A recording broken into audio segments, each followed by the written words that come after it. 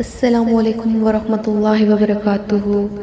انوکھے واقعات کی سیریز میں آج کا جو واقعہ ہے اس کا عنوان ہے ایسی رقم مل گئی جس کا تصور نہ تھا۔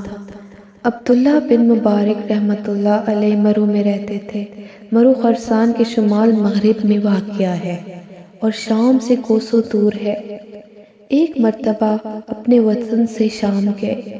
یہ اس زمانے کی بات ہے جب نہ راستے اچھے تھے نہ تیز چلنے والی گاڑیاں تھیں۔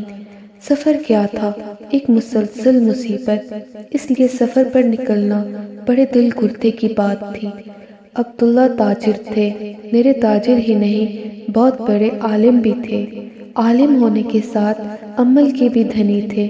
راتیں جاگ کر گزارتے تھے اور دن میں دین کی خدمت کرتے رہتے۔ جب اعلان جہاد ہوتا تو تلوار سونت کر میدان جنگ میں کود پڑتے۔ اللہ نے بہت کچھ دیا تھا، اس دولت کا پورا فائدہ اٹھاتے، یعنی بے دریغ اللہ کی راہ میں لٹاتے۔ ایک مرتبہ ایک شخص حضرت عبداللہ بن مبارک رحمۃ اللہ کی خدمت میں حاضر ہوا اور بولا، حضرت کچھ برے دن آئے ہیں، سخت پریشانی میں ہوں، قرض لے کر گھر کا خرچہ چلاتا رہا ہوں۔ اب یہ مشکل نظر آتا ہے کیونکہ قرض بہت بڑھ گیا ہے۔ عبداللہ بن مبارک رحمۃ اللہ علیہ نے فرمایا، کوئی بات نہیں، اللہ پر بھروسہ رکھو اور روزگار کی تلاش میں رہو۔ فی الحال میرا یہ پرچہ لے جاؤ اور میری منشی کو دے دینا۔ وہ صاحب پرچہ لے کر منشی کے پاس پہنچے، اسے پرچہ دیا۔ اس نے پرچہ کھولا تو دیکھا کہ اس میں خاصی بڑی رقم دینے کی ہدایت تھی۔ منشی نے ویسے ہی پوچھا، کیوں جناب، کتنی رقم کی ضرورت ہے؟ اس اللہ کے نیک بندے نے کہا، 700 درہم کا قرض ہے۔ اس کا ذکر میں نے عبداللہ بن مبارک سے کیا تھا، کیا انہوں نے یہ رقم دینے کے لیے لکھا ہے؟ اس نے کہا، ہاں، مگر تم ذرا میرا یہ پرچہ انہیں لے جا کر دینا، تمہیں رقم مل جائے گی۔ وہ پریشان حال بندہ منشی کا پرچہ لے کر پھر ابن مبارکہ کے پاس پہنچا۔ بڑی تکلیف ہوئی کیونکہ منشی نے پوچھا تھا، یہ شخص 700 درہم کا مقروض ہے، آپ نے اسے 7000 درہم دینے کو کہا ہے، لکھنے میں کچھ بھول تو نہیں ہو گئی؟ عبداللہ بن مبارک بہت بڑے محدث تھے، انہیں تو حضور پاک صلی اللہ علیہ وسلم کی ایک ایک بات یاد تھی۔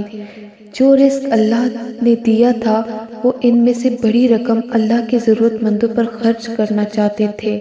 انہیں منشی کی باریک بینی اچھی معلوم نہ ہوئی۔ جواب میں سے لکھا، میری تحریر ملتے ہی اس شخص کو 14,000 درہم دے دو، انتظار مت کراؤ، میں نے 7,000 پیش کیے تھے، ظالم تو نے میری لذت ایمانی کو مول تول کی نظر کر دیا۔ اب اسے معلوم ہے 7,000 ملیں گے، اس لیے اسے 14,000 دو، یہ رقم اس کے لیے غیر متوقع ہوگی۔ اللہ کے نبی صلی اللہ علیہ وسلم کا فرمان ہے کہ جو شخص کسی مسلمان کو اچانک خوش کر دے گا تو اللہ اسے بخش دے گا، اور جو کچھ اس نے اللہ کی راہ میں دیا ہے اس سے کہیں بڑھ کر دیا جائے گا، اس میں ذرا کمی نہیں ہوگی۔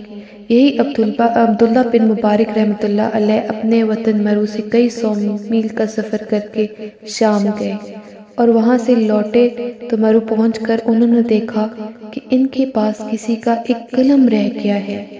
فوراً یاد آیا کہ یہ تو انہوں نے شام میں ایک شخص سے تھوڑی دیر کے لیے لیا تھا۔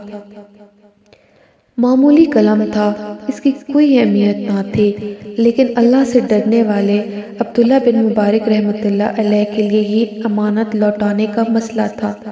فوراً سامان سفر درست کیا اور دوبارہ شام کے سفر پر نکل کھڑے ہوئے۔ مہینوں کی راہ چل کر وہاں پہنچے، اس شخص کو ڈھونڈا، وہ مل گیا تو قلم اس کے حوالے کر کے معذرت کی کہ لوٹانے میں دیر ہوئی، غلطی سے یہ میرے ساتھ مرو چلا گیا تھا۔ اس شخص نے قلم واپس لے لیا تو عبداللہ بن مبارک رحمۃ اللہ علیہ نے اللہ کا شکر ادا کیا کہ اللہ نے مجھے خیانت سے بچا لیا، حالانکہ وہ قلم معمولی حیثیت کا تھا۔ پر سورہ نساء میں قادر مطلق کا ارشاد ہے، مسلمانوں، اللہ رب العزت تمہیں حکم دیتا ہے کہ امانت والوں کی امانتیں ان کے حوالے کر دو۔ شکریہ میری اس کہانی کو سننے کا، اور میرے چینل کو سبسکرائب کریں اور انوکھے واقعات میں دلچسپ اور سبق آموز کہانیاں سنیں۔ جزاک اللہ خیرا کثیرا۔ السلام علیکم ورحمۃ اللہ وبرکاتہ۔